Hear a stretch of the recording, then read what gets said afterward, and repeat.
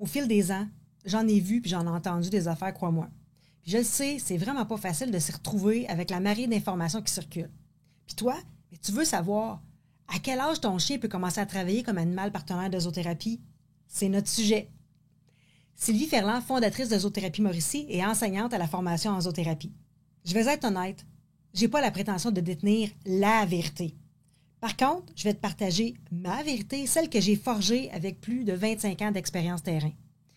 Si tu te poses cette question-là, à quel âge ton chien peut commencer à travailler? Bien, bravo à toi, ça montre que tu as un sens éthique et que tu veux bien faire les choses. Alors, tu as tout mon respect, c'est tout à ton honneur. Alors, à quel âge vraiment ton chien peut commencer à travailler? Pour une réponse courte, c'est autour de 2 ans. Avant cet âge-là, le chien n'a pas encore atteint la stabilité émotionnelle et le développement nécessaire. Le chien il va être physiquement mature, oui, ou presque, mais son développement émotionnel et cognitif n'est pas encore en complet développement. Fait que l'intégrer trop tôt dans les interventions, écoute, ça peut être risqué pour lui comme pour toi. Puis tu voudrais pas ruiner ton partenaire avant même de commencer, je pense. Un chien, il va être considéré adulte aux alentours de 2 ans. Bon, un peu moins pour les petites races, parfois un petit peu plus pour les plus grandes races. Puis le chien va avoir atteint sa pleine maturité physique, émotionnelle et cognitive aux alentours de 2 ans. Fait qu'il va être plus stable, plus calme, il va avoir une meilleure maîtrise de soi. C'est ce qu'on souhaite, puis c'est ce qu'on recherche. Ce que j'ai vu sur le terrain, puis que je cautionne vraiment pas, parce que j'en ai vu des choses tristes, puis des façons de faire qui vraiment me révoltent. Des chiens qu'on fait travailler dès l'âge de 6 mois, du matin jusqu'au soir. Puis tu sais quoi? Ces chiens-là, à 2 ans, ils n'ont plus d'étincelles dans les yeux. C'est devenu des robots qu'on pose dans un petit panier ou qu'on trimballe de bras en bras. Il n'y a pas de joie, il n'y a pas de liberté. On les prive d'être des chiens, tout simplement.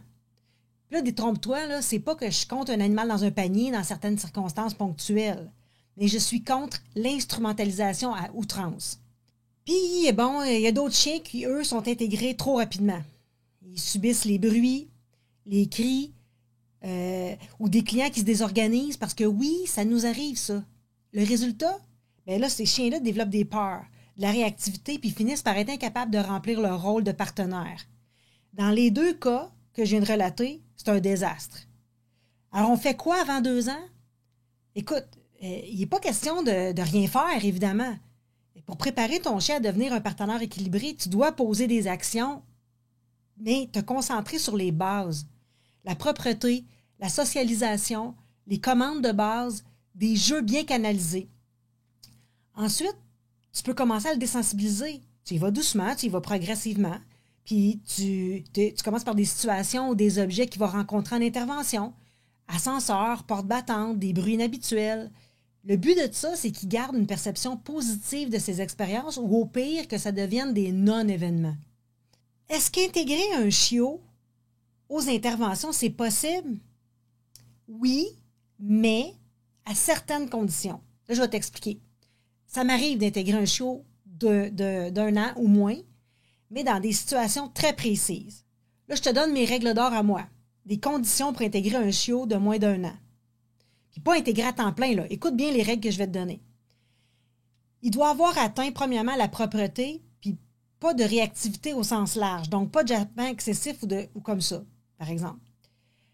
Accompagné d'un chien expérimenté. Il doit absolument être accompagné. D'un chien expérimenté qui va être calme, qui va être déjà à l'aise dans le type d'environnement où on va être. Il ne doit pas participer de façon active. Il observe seulement. Pas question qu'il soit manipulé, là. La durée va être limitée. Alors, je vais limiter ça à 1 heure, 1h30, gros maximum. Il doit aussi pouvoir se retirer. Alors, le retrait est possible. On doit avoir un coin prédéterminé, une cage, transporteur pour qu'il puisse se reposer. Et je dois avoir un contrôle total de l'environnement, ou presque. Contrôler un environnement, c'est quoi?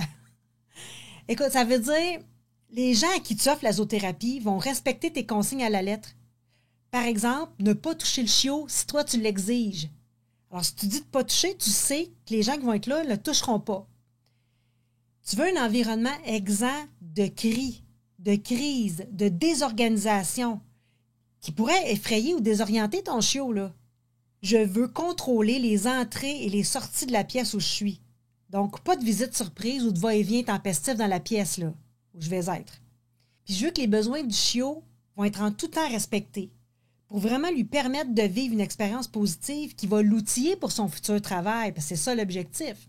Et ça peut aussi vouloir dire y aller à 2 intervenants. Un qui reste avec le chiot et l'autre qui fait l'intervention avec le chien expérimenté.